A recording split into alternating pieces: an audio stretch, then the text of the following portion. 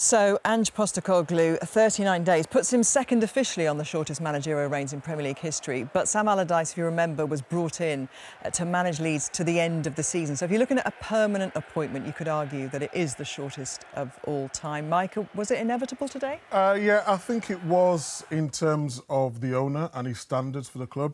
Remember last season, he thought he was going to get Champions League, didn't work out. They got into Europe, wasn't good enough. Obviously, Nuno gets sacked after that.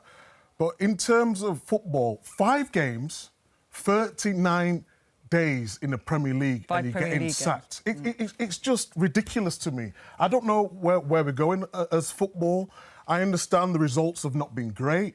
But in terms of a manager trying to get his philosophy over, we knew with Nuno there was a defensive style team. Now we know Ange likes to play on the front foot. And we always talk about giving managers time to give them to put their input on what the team wants to do.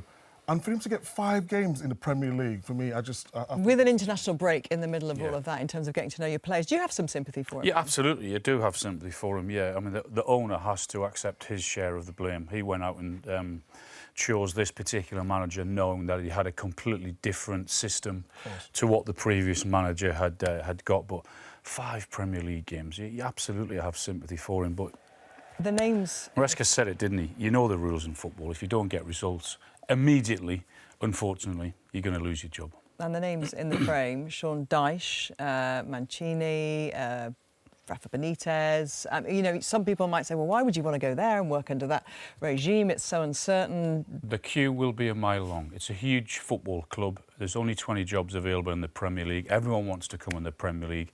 And I'm pretty sure the owner already would have spoken to at least 5 or 6 of those big names. I think Yates says it in his interview. I think it's a collective for Forest, and they did have a lot of chances in that first half, and that was the difference. In the end, it was quality. I know the result now doesn't look great for Forest, but if you actually watched the game, if they would have took a few of those chances, it could have been a different outcome. And so many new players brought in over the summer, obviously, and then Nuno leaves, and then, obviously, as you said, there's not very much time for Ange, and then a new manager's going to come in and have to work with those players and try and get, you know, the team to be cohesive. It feels, doesn't it, almost counterproductive. Especially when it's a different style. We know that it's a completely different style to what Nuno had. Now, I know the results at the end of last season didn't go as well as they wanted, but it's a completely different style. A lot of those players were brought in for that particular system and worked and loved that system. It was always going to take time to change, but we know you haven't got that. But still, 5 games is crazy.